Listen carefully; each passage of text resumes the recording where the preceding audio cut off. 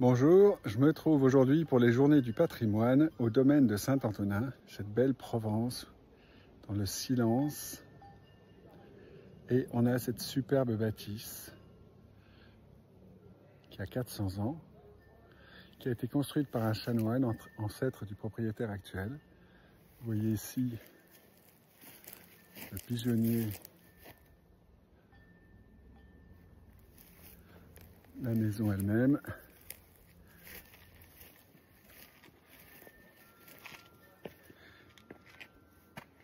Et là derrière, une superbe chapelle qu'on va aller voir tout de suite. Voici la petite chapelle qui a été construite de mémoire en 1638. Il faudra que je vérifie auprès de Mathieu.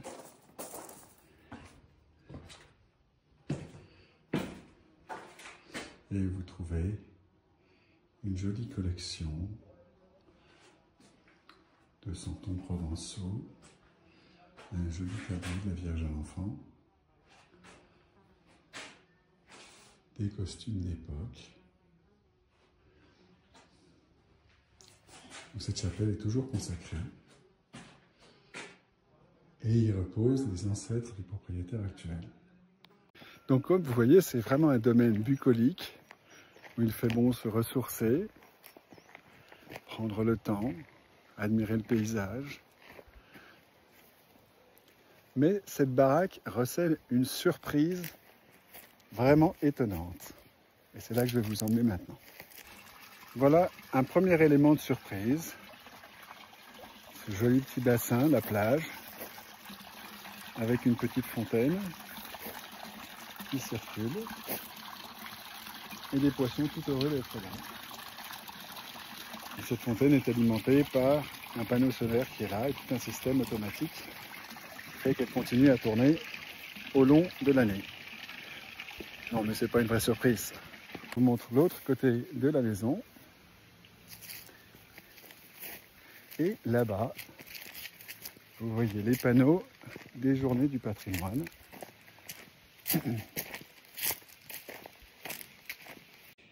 Journée européenne du patrimoine. Alors évidemment, pour les bâtiments que je viens de vous montrer. Mais comme je vous ai dit, il y a une surprise inattendue dans cette maison. On va aller voir la surprise en question. Donc on monte cet escalier et on va arriver dans une antre d'Ali Baba tout à fait extraordinaire. Ce qui vous accueille à l'entrée, c'est des disques durs. C'est une espèce de tricycle bizarre que les connaisseurs reconnaîtront parce que ça a été fabriqué par un Anglais un peu fou qui s'appelle Sir Clive Sinclair et qui a été un des patrons de la révolution informatique en Europe. Et puis vous avez des consoles en état de marche, avec le jeu World Blaster ici, un jeu de Pac-Man en état de fonctionner, des consoles 8 ou 16 bits, tout en état de fonctionner. J'ai un peu coupé le son parce que... Ici, vous avez un jeu Super Nintendo dans son jus d'origine. Vous voyez la Super Nintendo ici, avec diverses cartouches, les contrôleurs d'origine, et évidemment, une télé à tube cathodique pour faire fonctionner tout ça. Maintenant, on va regarder la démo du jeu en question. Ça rappelle des souvenirs. Ici, on a une superbe télé à écran carré Trinitron Sony qui fait tourner des jeux 16 bits, une Sega Mega Drive, mais vous voyez que c'est pas les seuls choix. Alors je vais sortir la Mega Drive pour qu'on la voit mieux. Et la console ici.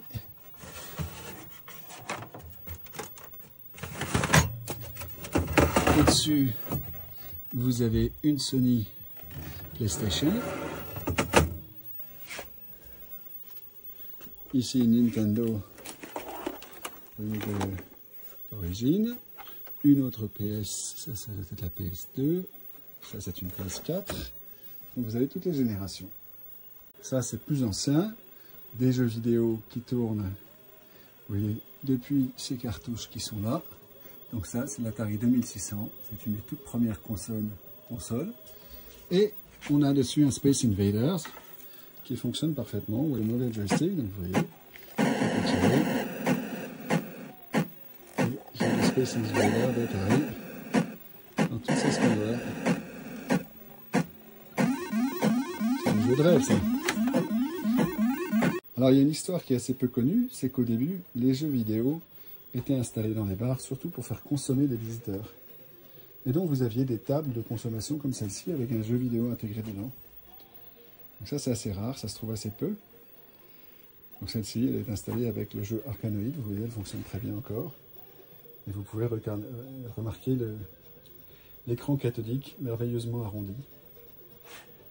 Et à côté, un téléphone en bakélite. Et oui, c'est à ça que ressemblaient les téléphones avant numérique. Je peux à peine soulever le combiné d'une seule main. Et avec derrière l'écouteur qui permettait à une autre personne d'écouter ce qui se disait. Alors voilà, on a aussi ouvert la console cocktail. Donc on peut voir comme ça un petit peu à l'intérieur à quoi ça ressemble. Je vais retourner la caméra pour qu'on puisse voir plus en détail l'électronique. Voilà, donc avec le flash, on voit un petit peu mieux les cartes électroniques, le bel écran arrondi, beaucoup de place parce que c'est des machines qui devaient pouvoir rester allumées toute la journée. Ici, vous avez un panneau de présentation pour la PlayStation Portable dans son jus. C'est comme ça qu'ils étaient présentés dans les magasins pour que les gens puissent les essayer. Alors, ce que vous avez ici, c'est un faux. C'est un ZX Spectrum, une reconstruction rétro du Sinclair ZX Spectrum avec tout un tas de jeux qu'on peut précharger comme ça. L'intention était de pouvoir montrer aux visiteurs à quoi ressemblaient les jeux de l'époque.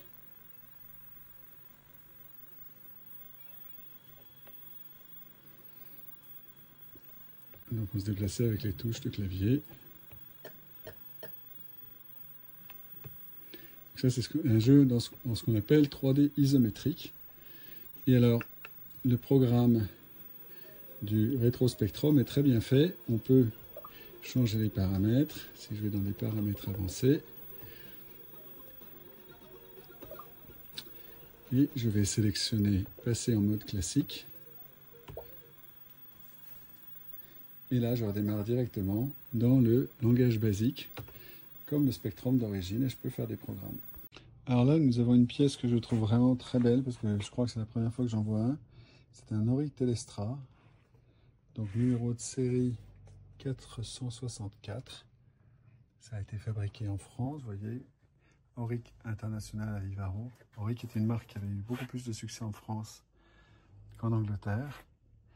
Donc c'est un ordinateur qui a des cartouches amovibles, une hyper basique en cartouche amovible. Donc ça, je trouve ça assez génial. On voit le connecteur des cartouches en dessous là. Et puis télématique. Donc je ne sais pas exactement en quoi ça consistait. Je pense que c'est à peu près l'époque du Minitel. Donc ça, c'est une machine qui est assez formidable et qui vient en plus avec un micro-disque. Donc j'ai pas ouvert le micro-disque, mais c'est vraiment superbe. Alors là, il y a une pièce un petit peu mystérieuse. On n'a pas la moindre idée de ce que c'est, ni Mathieu ni moi. C'est manifestement une construction relativement analogique, avec des composants discrets. Pour autant qu'on puisse en juger, il n'y a pas de microprocesseur. Cette valise a été trouvée et achetée pour, je crois, 5 €. Je ne sais pas trop ce qu'il y a. Ici, on a un TRS-80, c'est un ordinateur mythique qui est encore dans sa housse d'emballage, avec des livres de la collection des éditions du PSI sur la pratique du TRS-80 et la programmation du Z80, un livre de Ron Esaks que j'avais lu moi-même pour apprendre comment programmer en assembleur. Et puis voilà, donc la machine, vous voyez, est emballée encore dans sa housse en plastique, avec un clavier qui était d'une qualité complètement exceptionnelle pour l'époque, des lecteurs de disquettes. Je ne vais pas le déballer pour l'instant, peut-être demain. Ici, on a un DE200LX, c'est une pièce assez rare aussi. Ça vient de ma collection personnelle. C'est un ordinateur que HP avait présenté à l'époque comme un lecteur de CD intelligent et une radio internet. Et puis, ça n'a pas eu beaucoup de succès, donc ça a fini dans les poubelles de HP. J'en ai récupéré 2, je crois, dont celui-là. Ça avait un très bel écran bleu VFD. Et donc, j'ai mis tout ce que je pouvais dedans, lecteur de DVD, des cartes d'acquisition, télé, etc. Ça m'a fait un magnétoscope numérique avant l'heure. Il y a des vidéos sur YouTube, je mettrai le lien en description. Alors Mathieu m'a appris quelque chose que je ne savais pas, qui est que les bornes comme ça, les bornes d'arcade ont commencé sous forme de table, parce que le but était d'amener les gens à consommer plus de boissons dans les bars. Et donc vous aviez une table, alors ici avec un jeu Arkanoid installé dedans. Et vous voyez qu'on peut se connecter comme ça, payer donc pour jouer, et ensuite vous avez des boutons qui permettent de jouer pour 2 joueurs différents.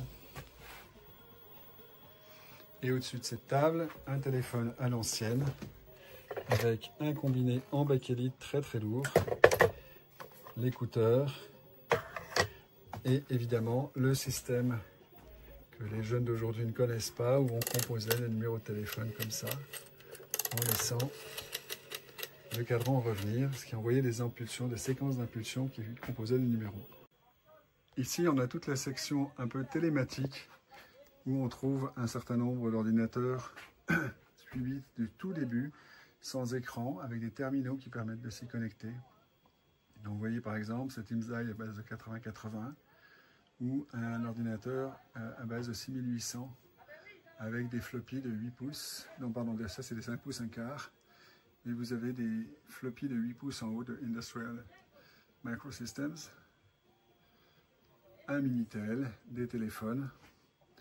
Et évidemment, dans cette section un petit peu ancienne, vous n'avez que des coupleurs acoustiques. Pas de ces modems modernes qui se connectaient directement à l'ordinateur et à la ligne téléphonique. Et puis donc plusieurs modèles de Minitel, ici ou là. Donc tout ça, c'est la section un petit peu terminaux, pour parler à distance. Ici, vous avez une collection de stockage, alors de plateaux de disques durs anciens, avec, pour comparaison, les disques durs plus modernes. Une belle lampe à vide, des cartes mères, des floppies de différentes tailles. Vous voyez des floppies 8 pouces, 5 pouces 1/4, 3 pouces et demi, et puis aussi des médias qui ont eu un peu moins de succès, comme le Zip ou le iOmega Jazz, etc. D'ailleurs, il n'y a pas de jazz ici, il faudrait qu'on en mette un. Ça me donne envie de vous présenter une machine qui sert à digérer toute une série de médias différents. Donc vous avez à peu près tous les modèles de lecteurs de disquettes possibles et imaginables sur cette machine. Toutes les possibilités de rack SCSI, de lecteurs de bande de différents types. Voilà, donc ça c'est des machines qui servent en fait à digérer les médias. Je ne sais plus comment est-ce que Mathieu l'appelle, quelque chose comme Ingestor ou quelque chose comme ça. Et vous avez un superbe Apple III. Donc ça c'était le successeur de l'Apple II qui se voulait beaucoup plus professionnel et qui a eu beaucoup moins de succès. Et ça s'est passé à peu près en même temps que Steve Jobs essayait de faire construire le Macintosh. Ici une machine que je n'avais pas vue mais qui est complètement mythique, c'est la B-Box. Donc ça c'est une machine fabriquée par B-Inc, qui était une société créée par Jean-Louis Gasset qui voulait remplacer Apple, et ça a été un des candidats au rachat par Apple. Cette machine est une des premières à avoir eu 2 processeurs, donc c'était 2 processeurs PowerPC si je me souviens bien, 603, et donc un système qui était fait pour faire beaucoup de multithreading, qui était très efficace, écrit en C++, et qui a un descendant aujourd'hui qui s'appelle Haiku. Je mettrai un lien dans la description. Alors ça c'est un Mattel Aquarius, c'est une machine qui vient de ma collection personnelle et qui a la propriété que apparemment il s'est très mal vendu. J'avais lu un article dans un Sens et Vie Micro qui disait qu'ils en avaient vendu 24 en France, donc je ne sais pas si c'est vrai, mais en tout cas je pense qu'il n'y en a pas énormément dans cet état. Et voilà, c'est une machine qui avait 4 kilo-octets de mémoire et des touches en gomme très inconfortables et un basique Microsoft de bonne facture. Ici, vous avez un Digital PDP 8E, donc ça c'est une machine qui a été lancée en 1965 et qui a été produite jusqu'en 1984. C'était des mini-ordinateurs et avec un calcul en 12 bits. Vous voyez ici les registres des switches permettant d'entrer des valeurs directement dans les registres. Et vous voyez qu'il y a 12 bits dedans pour entrer une adresse qu'on peut rentrer avec address load. Et pour autant que je sache, c'est des machines qu'il fallait démarrer en les bootstrapant à la main, c'est-à-dire en entrant manuellement un code de démarrage pour qu'elle aille charger ensuite du code ailleurs. Ici, vous avez la section verticale Silicon Graphics, avec des stations Silicon Graphics de diverses générations, des Indigo, etc. Des machines avec un design assez remarquable et qui ont été à la base de la révolution du cinéma et des effets spéciaux numériques au cinéma. C'était des machines qui étaient très très puissantes pour l'époque, des stations de travail. Et puis Silicon Graphics n'a pas réussi à sortir de la crise des stations de travail quand les PC ont fini par les remplacer. Alors ça, c'est un ordinateur 8 bits fait par Canon. C'est des ordinateurs de la catégorie MSX. C'était un standard qui permettait d'avoir des ordinateurs qui avaient le même basique Microsoft, qui avaient les mêmes réglages, qui avaient les mêmes des capacités assez proches les unes des autres, le même type d'entrée sonore, etc., qui en général étaient d'assez bonne facture. C'est un standard qui a duré pendant 3 ou 4 ans, quelque chose comme ça, puis qui a été complètement supprimé ensuite quand les PC sont arrivés avec les 16 bits et une puissance beaucoup supérieure. Alors là, vous avez une boîte pour un Canon XO7. C'était une machine assez remarquable avec un petit écran à 4 lignes, vous voyez, produit en 83, avec un basique Microsoft, 8K de mémoire, qui était de mémoire, je crois me souvenir que c'était de la mémoire non volatile. Et c'était une machine qui me faisait beaucoup rêver à l'époque. Alors on va essayer d'ouvrir le paquet, de voir ce qu'il y a dedans. Voilà le contenu de la boîte, avec le manuel de l'utilisateur et la machine qui est très proprement emballée, bien protégée. Je ne sais pas si j'ose ouvrir ça. Je vais regarder, je vais demander à Mathieu.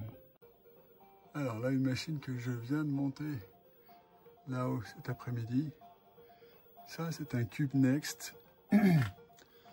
Ça vient de ma collection personnelle et je l'ai donné à la WDA il y a 1 an et demi. Alors ce Cube Next a une histoire très intéressante puisque c'est la machine sur laquelle a été inventé HTML, les navigateurs, la notion de navigateur Internet, et c'est aussi la machine sur laquelle a été développé l'OS, pour laquelle a été développé l'OS qui s'appelle le système d'exploitation qui s'appelle Nextstep et qui est encore ce qui anime aujourd'hui les iPhones et les Mac. C'est l'ancêtre de macOS 10. Donc, si vous avez un iPad, un iPhone ou un Mac, eh bien, vous tournez quelque chose qui descend directement de cette machine. À l'époque, ça a été un flop, même si la machine était technologiquement une vraie merveille, avec par exemple un lecteur magnéto-optique qui permettait d'avoir 650 mégaoctets, ce qui à l'époque était énorme, 650 mégaoctets de stockage sur un disque magnéto-optique. Et donc en gros la capacité d'un CD-ROM. Machine remarquable. Ici, vous avez la section des Sinclair. Alors les Sinclair, c'est toute une histoire. C'est une grande success story au début, puis qui s'est transformée un petit peu en catastrophe sur la fin. Alors, on va commencer par le ZX81, qui est sorti, comme le nom l'indique, en 1981. Voilà. Petite machine toute petite, qui coûtait pas cher du tout. Ça coûtait à peu près 1000 francs à l'époque. Et donc ça veut dire, on va dire 150 € d'aujourd'hui. Avec un petit connecteur à l'arrière, 1 kilooctet de mémoire. 1 kilooctet de mémoire, pour comparaison, c'est la mémoire qui est utilisée par votre curseur de souris à la taille maximale, puisqu'un curseur de souris tout petit, c'est 16 par 16 pixels, 256 pixels, et chaque pixel prend 4 octets pour la couleur, donc 256 x 4, 1024 octets. C'est la taille de mémoire qu'il y avait par défaut sur cette machine. Donc même en basique, on ne faisait pas grand-chose. Il y avait 8 kilooctets de ROM, avec un basique assez simple dedans. Et donc c'est la seule machine que je connais qui avait une mémoire vidéo de taille variable. C'est-à-dire que quand on avait un écran vide, il prenait 25 octets. Et puis si on écrivait par exemple un 1 en haut à gauche de l'écran, ben, on consommait 1 octet de plus. Et puis si on écrivait 10 caractères en haut de l'écran, ben, on consommait 10 octets de plus. Ce qui fait que c'est la seule machine où on pouvait se retrouver avec un message d'erreur qui était numéroté à l'époque, message d'erreur 5, qui disait « J'ai plus de mémoire, juste parce que vous aviez affiché quelque chose à l'écran. » Donc ça se connectait à un écran de télévision et vous voyez, un magnétoscope pour enregistrer les données. Donc on pouvait se synchroniser avec un magnétoscope pour sauver sur cassette. Vous avez ici par exemple des cassettes avec l'assembleur, le moniteur des assembleurs, etc. Ça c'est des cassettes dont j'avais, je ne crois pas que j'avais les originaux, je crois que j'avais des copies. Alors, comme 1 kilooctet de mémoire, c'est vraiment pas grand chose même pour l'époque, tout le monde avait une extension de mémoire comme ça, qui faisait 16 kilooctets et qu'on pouvait clipser à l'arrière, comme ça. Ça se mettait en fait directement sur le bus du microprocesseur avec un connecteur qui faisait un effort mécanique non négligeable pour rentrer. Voilà, donc on le clipsait comme ça. Et donc vous voyez, ça tient uniquement par le miracle du Saint-Esprit. Et ce qui fait qu'il m'est arrivé très souvent pendant que je programmais sur cette machine de bouger un petit peu comme ça et d'avoir l'ordinateur qui redémarrait. Ça avait aussi un clavier très particulier, un clavier membrane, où il fallait, en fait, j'avais fini par apprendre que plutôt que de taper sur la touche comme ça, je tapais en glissant, ce qui permettait d'augmenter les chances d'avoir les touches qui sont enregistrées. La génération suivante, c'est le ZX Spectrum, qui est ici, qui lui est sorti en 1982, et qui était une machine qui a eu une très longue et très belle carrière. Pourquoi Spectrum? Parce que c'était une machine qui avait la couleur 8 couleurs simultanées, avec seulement la possibilité d'afficher une seule couleur d'avant-plan et une seule couleur d'arrière-plan pour un bloc de 8 par 8 pixels, ce qui conduisait à des affichages très bizarres. Alors pour illustrer le problème avec les couleurs du ZX Spectrum, j'ai écrit ce petit programme sur une réplique. C'est une réplique du Spectrum qui est faite par une société de rétro gaming et qui est une réplique vraiment avec le même toucher physique. C'est vraiment, on retrouve les sensations du Spectrum. Et donc ce programme en fait dessine des cercles aléatoires en changeant de couleur au fur et à mesure. Et vous allez voir que, alors il y a des contraintes dedans parce que si on sort de l'écran, ça fait une erreur. Mais vous allez voir que les cercles ne vont pas pouvoir se dessiner complètement à cause des contraintes de couleur. Donc il commence par dessiner des cercles qui ont l'air de couleur normale. Et puis quand on arrive, vous voyez, quand les cercles commencent à toucher d'autres cercles, on voit des mélanges de couleurs. Toujours parce qu'il n'arrive à avoir qu'une seule couleur d'avant-plan et une seule couleur d'arrière-plan pour chaque bloc de 8 par 8 pixels. Et la raison pour ce choix, c'était que ça consommait beaucoup de mémoire. La machine avait 48K, il y avait plus de... Il devait y avoir 6 ou 7 kilooctets qui étaient réservés pour la mémoire vidéo. C'était une fraction non négligeable de la mémoire de la machine. Et vous voyez, donc là, il continue à remplir les pixels. Et il se met à faire des cercles de plus en plus intrusifs. Donc ça, c'est un effet qui est vraiment amusant. Alors, la génération suivante chez Sinclair, c'était cette machine qui s'appelle le QL, ce qui voulait dire Quantum Leap. C'était une machine qui se voulait professionnelle, mais avec un clavier qui était vraiment d'une qualité déplorable. Le toucher est très désagréable, c'est très mou, les touches bougent, ça se coinçait en revenant.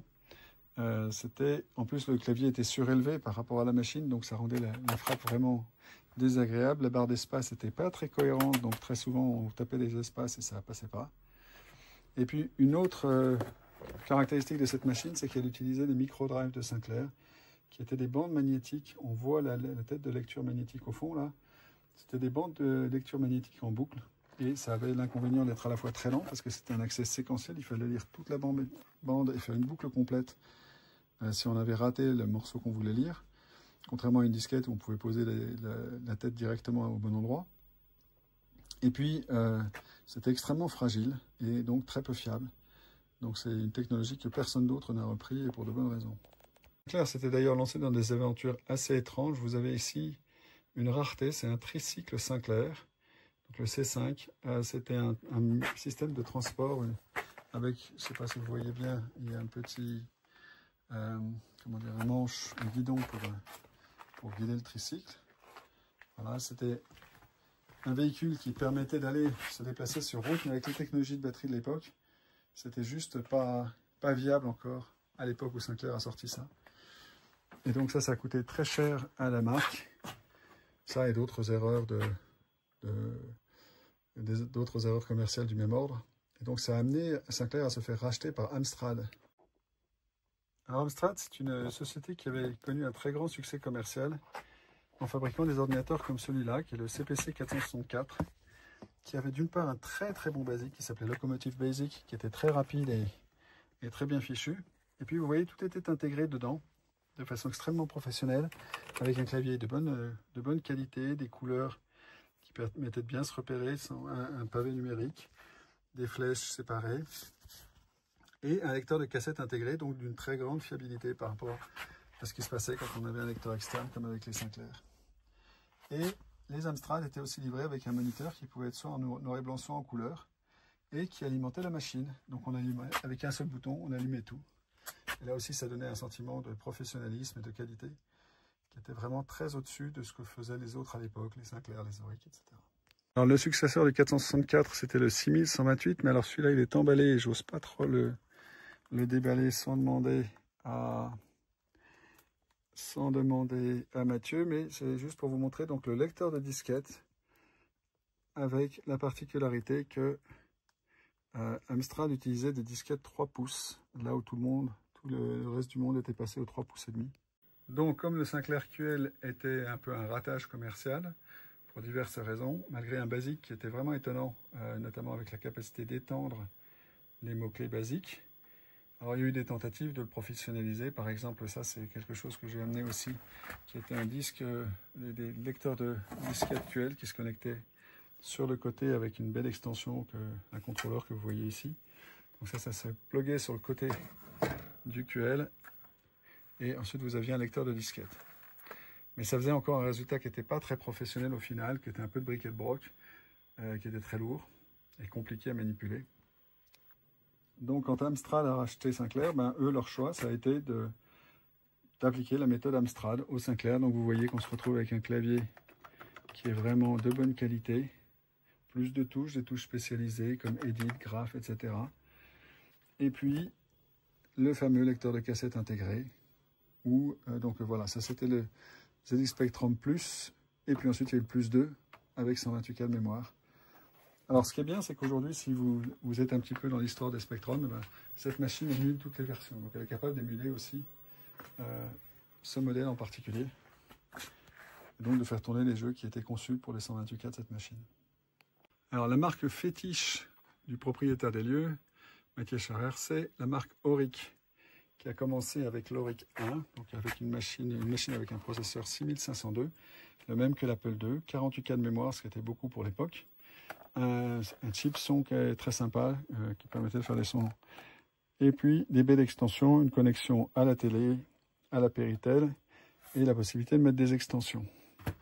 La seule chose qui était un peu bizarre sur l'Auric 1, c'était qu'il avait un clavier, alors oui, il avait aussi un basique sur mesure, mais qui était vraiment de bonne qualité et assez rapide.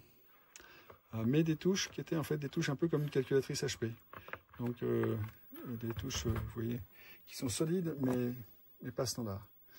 Donc la génération suivante, un peu comme la solution Amstrad, ça a été donc ça c'est l'Auric Atmos, qui se distingue par des couleurs différentes et surtout un clavier, qui est un clavier beaucoup plus standard, mais qui sinon le reste du système est quasiment identique à l'Auric 1. C'est qu'on trouve ici des choses comme cette machine qui est, je pense, une espèce de clone d'Auric. En tout cas, l'arrière ressemble. Donc, je demande à Mathieu exactement de quoi il ressort. Donc, mais les connecteurs derrière ressemblent un petit peu. Donc, je me demande s'il y a une tentative de cloner un peu la carte mère ou si c'est en fait complètement autre chose. En tout cas, ce qui est intéressant, c'est qu'il y a des caractères cyrilliques sur le clavier. Je n'ai pas la moindre idée de ce qu'il y a dans cette machine. Il faudra que je fasse une recherche sur Internet. Ça, c'est une machine qui vient aussi de ma collection personnelle. C'est un Macintosh portable. La première génération de Macintosh portable, c'est une machine qui est extrêmement lourde, ça fait dans les 7 kg, avec un écran qui était un écran à matrice active de très très bonne qualité, 640 par 480 pixels en noir et blanc. Ça permettait d'avoir véritablement l'expérience Macintosh avec la même qualité d'écran que ce qu'on avait sur le Macintosh d'origine. Donc, bien sûr qu'il y a des Macintosh ici. En voilà quelques-uns qui sont empilés. Donc voilà, l'idée c'était de reconstituer cette expérience. Pas de souris évidemment, donc à la place un trackball. Et comme c'était Steve Jobs, un seul bouton de souris. Une expérience utilisateur très simple. Ce trackball avait la particularité qu'on pouvait le déplacer à gauche si on était gaucher et mettre le clavier à droite. Voilà, donc ça c'était une très belle pièce je trouve. Alors malheureusement il a cessé de fonctionner il y a 3 ou 4 ans. Il fait des bruits bizarres quand on l'allume mais il ne redémarre plus. Alors là dans cette section on a les Thomson avec le premier d'entre eux c'est le Thomson TO7 avec un basique Microsoft d'assez bonne facture et certaines francisations. Mais 2 particularités intéressantes qui étaient d'une part l'existence d'une cartouche ici qui permettait de charger des logiciels préinstallés et d'autre part un stylo optique qui permettait de pointer des choses sur l'écran. Donc vous voyez le stylo optique qui est là.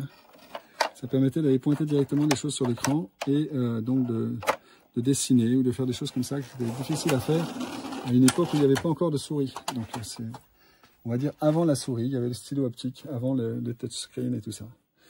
Et puis ensuite, ça a été suivi par des ordinateurs comme le MO5, qui était une version un petit peu moins chère. Le TO8, vous avez un TO8 là-bas en dessous. Voilà. Donc ça, c'est le TO8 avec toujours les cartouches, mais de mémoire, je crois que le TO8 n'avait plus de stylo optique. Il me semble qu'il y a eu un TO9 aussi. Alors ça, c'était des processeurs 6809, qui étaient des processeurs 8 bits très performants. Et puis ensuite est arrivé le TO16, qui était une version 16 bits, avec donc là une... Je pense que c'était vaguement compatible PC, mais je ne suis pas sûr, il faudrait que je vérifie. Voilà, donc là, on est sur des ordinateurs 8 bits français. Alors, j'ai oublié de mentionner que le TO7 avait une autre caractéristique, on le voit ici. Alors, je ne sais pas si ça se voit bien, mais c'était un clavier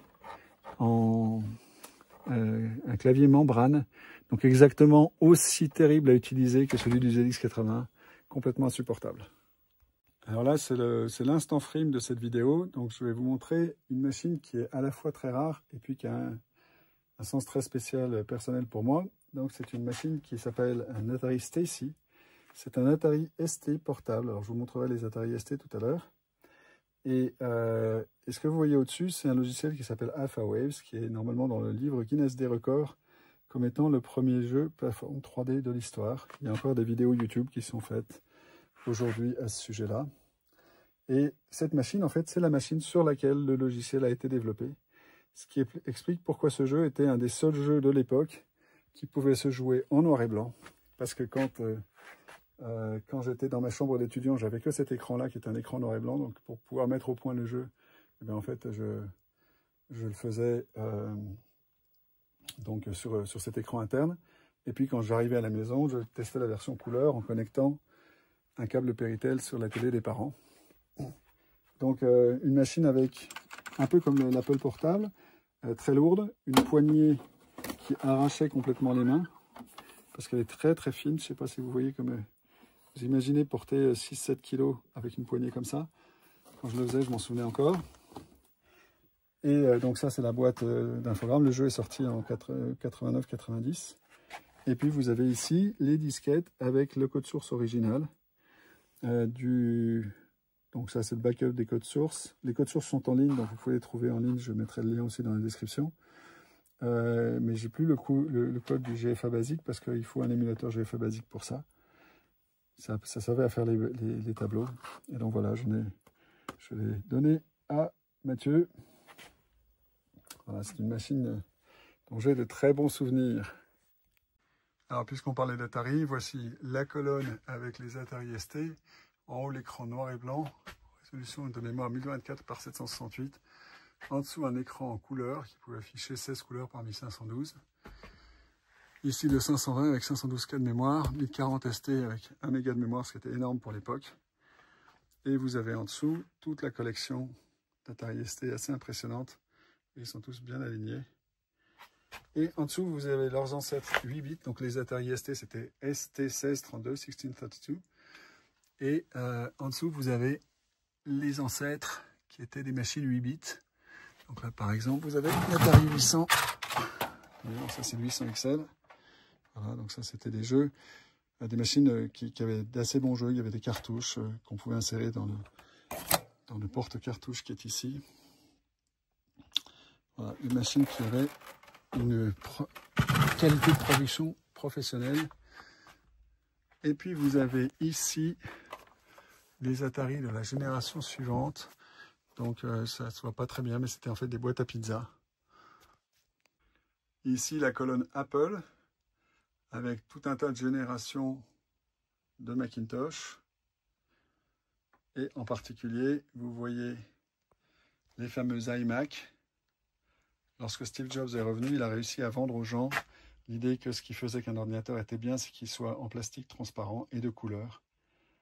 Et il a réussi le prodige de vendre aux gens l'option « vous choisissez votre couleur ». Ça n'a pas duré très longtemps. La génération suivante à écran plat ressemblait à ça. Très inspiré, je pense, par la lampe Pixar. Et vous avez derrière un cube G4. Donc c'est un design très intéressant, un petit ordinateur en forme de cube qui malheureusement se craquelle. Vous avez ici tout un tas de petits ordinateurs, des Mac mini, etc. qui sont empilés. Une collection impressionnante de claviers. Mais ce qui est fascinant chez Apple dans la gamme Macintosh, c'est qu'ils sont passés des premiers Macintosh que vous voyez là-haut, qui avaient donc un processeur 68000, et que Steve Jobs a fait développer vraiment à l'arrache avec une équipe. Il y a des liens, des histoires très intéressantes, pendant que le reste d'Apple s'occupait de l'Apple II, qui était vraiment la vache à lait à l'époque pour Apple. Et donc Steve Jobs, en fait, pendant ce temps, essayait de penser à l'étape suivante. Et l'étape suivante avait donc un petit microprocesseur qui s'appelait le 68000, enfin un petit.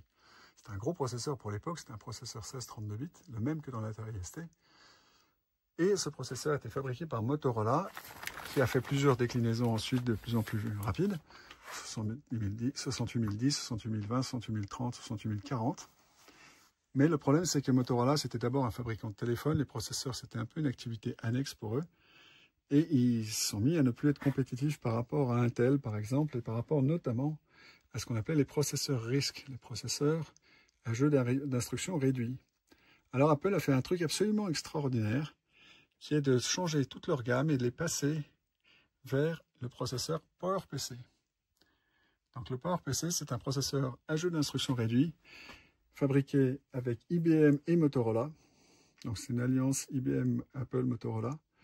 Et avec un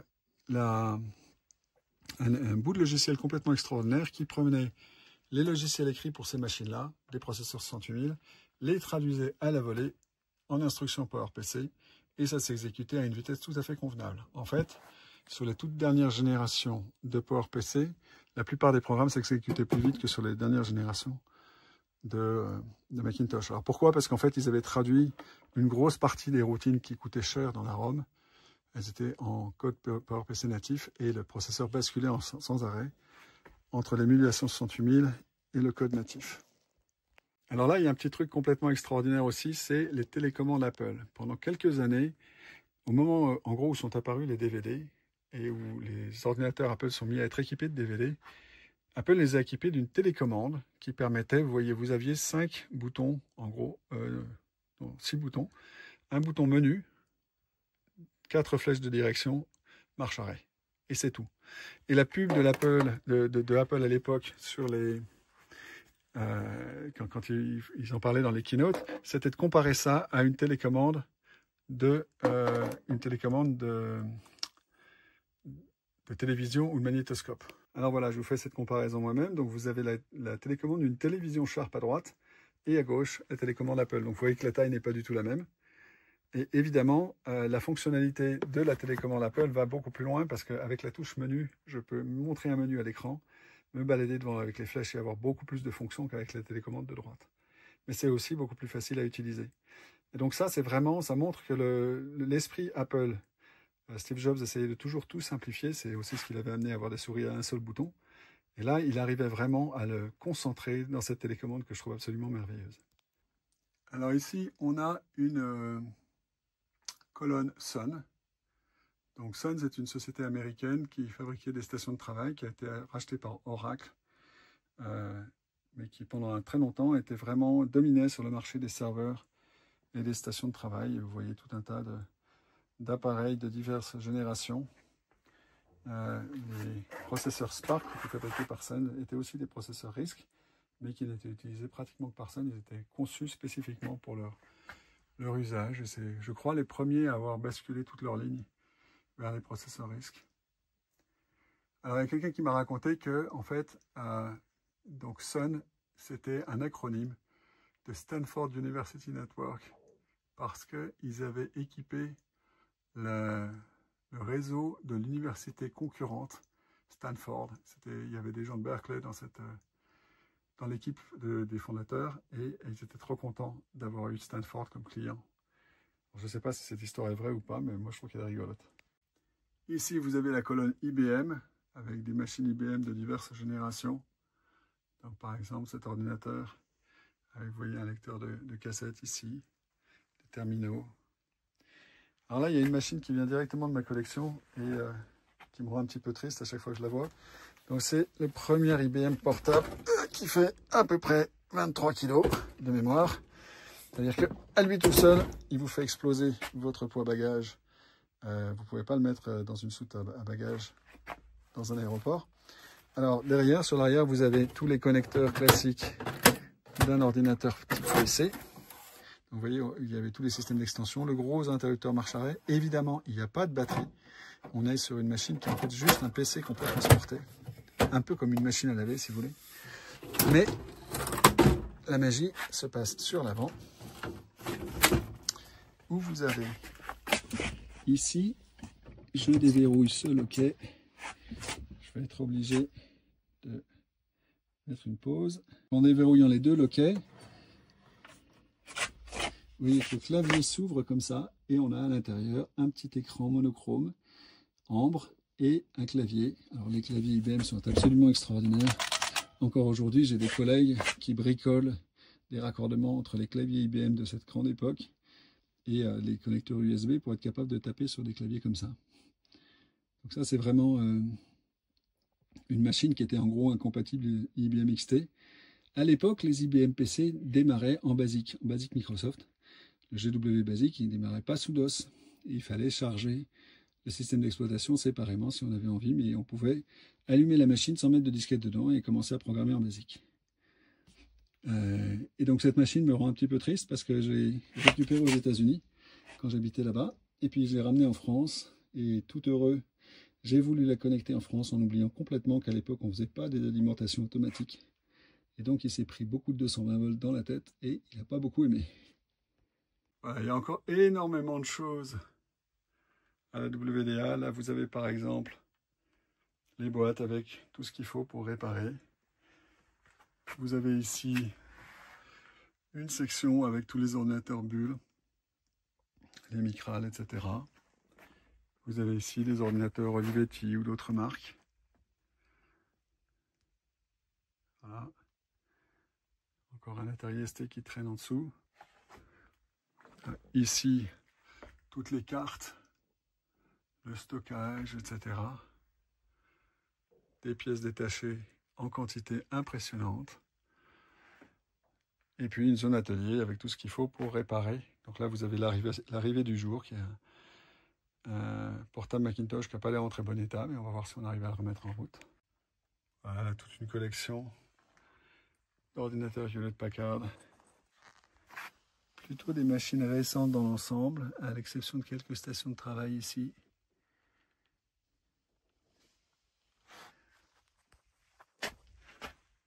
Les machines et des PC Victor.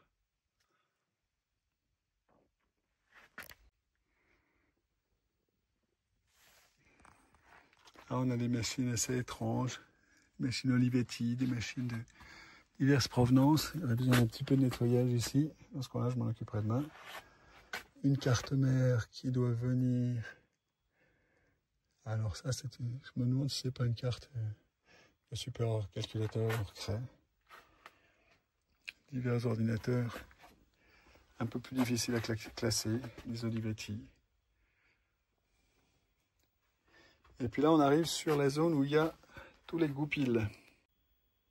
Alors Goupil, c'est une marque qui a commencé à faire des micro-ordinateurs comme celui-ci. Le Goupil G1 est sorti de mémoire en 1979 ou quelque chose comme ça. Et c'est des ordinateurs qui étaient au départ des ordinateurs 8 bits sur des processeurs type 6809. Et puis petit à petit, ils sont passés sur des ordinateurs 16 bits. Donc le G5 avait un processeur 486DX de mémoire. Et avec des versions portables. Et alors si je me souviens bien, c'était des ordinateurs qui étaient presque compatibles PC, mais pas tout à fait. C'était l'époque où SVM, SenseVI Micro, avait encore des index de compatibilité pour les différents ordinateurs. Et les goupilles étaient en général pas forcément très bons. Il y avait des programmes qui ne tournaient pas bien dessus. Donc on faisait tester plein de programmes et puis certains marchaient pas. Ici vous avez une superbe machine aussi qui est un Commodore PET. Donc ça c'est une machine 8 bits aussi, avec un clavier très particulier, tout petit et avec un toucher très dur. Et donc c'est à peu près l'époque des premiers Apple. On est dans ces eaux-là, avec des machines qui avaient typiquement l'ordre de 4 kilo-octets de mémoire, un processeur 8 bits, des choses comme ça. Donc je crois que c'était un 6502 dans le PET, il faut que je vérifie, je ne me souviens plus. Il y a assez peu de Commodore. Ici vous avez une autre rareté, un peu comme l'Aquarius qui est à côté. Donc c'est un laser color computer. Là aussi je ne sais pas du tout combien il y en a eu. Et je ne connais pas les caractéristiques de cette machine particulière. Mais on voit un clavier qui a l'air d'être d'assez bonne qualité. Il faudra que je regarde sur internet à quoi correspond cette machine. Le programme que j'ai lancé tout à l'heure sur le ZX Spectrum a continué à tourner depuis tout à l'heure, donc sur ce Spectrum reconstruit. Et vous voyez que maintenant il n'arrive plus du tout à faire des cercles, tout est rempli, tous les pixels sont remplis. Donc maintenant il fait des cercles de 8 pixels par 8 pixels, en fonction de la contrainte de couleur dont je vous ai parlé au début. Alors un autre élément très intéressant qui va avec le Stasi, c'est ceci, c'est Spectre GCR. Donc Spectre GCR, c'était un émulateur de Macintosh qui en fait avait une partie d'électronique qui permettait de respecter le protocole de codage des disquettes du Macintosh qui s'appelle GCR. C'est un protocole qui a plus de densité en fonction de la piste sur laquelle vous êtes sur la disquette. Et donc en fait ça prenait le contrôle du lecteur de disquette qui est ici pour être capable de le lire comme un Macintosh. Voilà, donc c'est pour ça qu'il y avait un petit peu de hardware et on mettait dedans une ROM de Mac et on pouvait exécuter les programmes du Mac sur un Atari ST. Retour dans la caverne d'Ali Baba et maintenant on va rallumer toutes ces jolies consoles. Je vais vous montrer un petit peu comment ça fonctionne. L'alimentation se trouve sur l'arrière. Donc ici j'allume cet interrupteur là. Je ne sais pas si vous avez vu que les lampes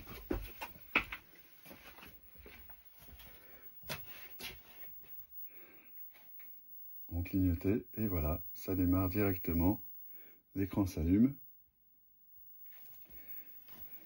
Et pour celle-ci, si je me souviens bien, l'interrupteur est en bas. Même genre de petit interrupteur.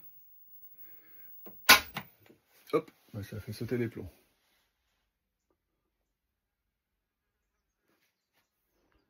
Bon, alors deuxième tentative de remise en marche, on va voir si ça fonctionne.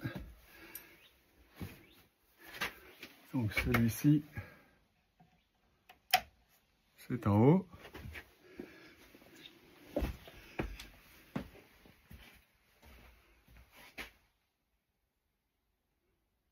Ah.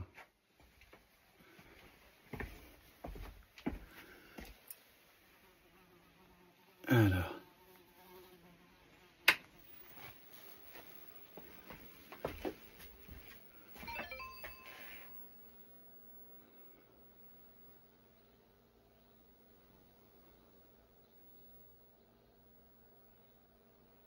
Ok, celui-là est en marche. Et donc,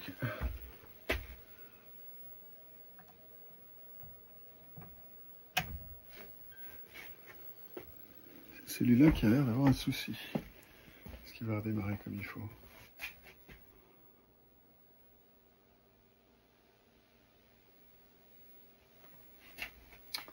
Bon.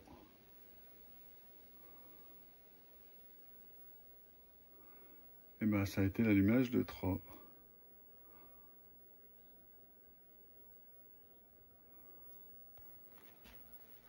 Bon, malheureusement, vous avez assisté en direct à une alimentation qui n'a pas survécu. On va voir si c'est réparable, mais pour l'instant, ça marche plus. Bon, ben voilà, j'ai redémarré les consoles et j'ai pas eu d'autres incidents pour l'instant. La Sega Mega Drive a eu quelques mal à redémarrer quand même. Il a fallu que je m'y prenne à 3 ou 4 fois. Donc je pense qu'il y a un petit faux contact au niveau de la cartouche. Alors voilà, on a aussi ouvert la console cocktail. Donc on peut voir comme ça un petit peu à l'intérieur à quoi ça ressemble. Je vais retourner la caméra pour qu'on puisse voir plus en détail l'électronique. Voilà, donc avec le flash, on voit un petit peu mieux les cartes électroniques. Le bel écran arrondi. Beaucoup de place parce que c'est des machines qui devaient pouvoir rester allumées toute la journée.